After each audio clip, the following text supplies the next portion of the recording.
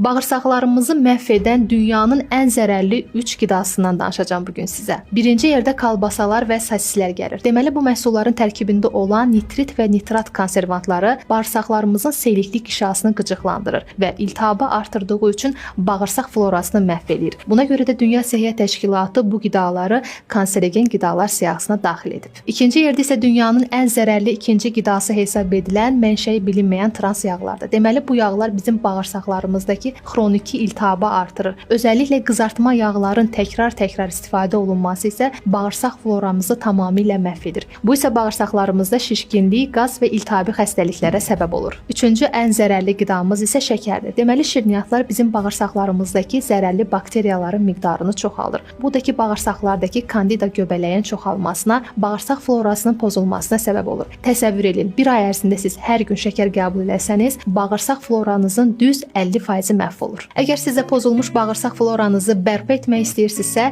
simbiotik tabletlərindən istifadə edə bilərsiniz. Bildirim ki, məhsul dərman deyil. Bu məhsulun tərkibində bağırsaqlarımız üçün faydalı olan probiotik və prebiotiklər var. Bəzən təkcə probiotik qəbul eləmək kifayət eləmir. Çünki həmin probiotiklər bağırsaqlarımızda yaşayıb çoxala bilmirlər. Bu məhsulun tərkibində olan prebiotiklər isə həmin faydalı bakteriyaların qidalanmasına və çoxalmasına səbəb olur. Nəticədə isə bağırsaq florası bərpa olur və bədənimizdəki iltihabi proseslər də yoxa çıxır. Bağırsaq pozulmaları zamanı həkimlər gündə bir dəfə, təxminən 5-10 gün müddətində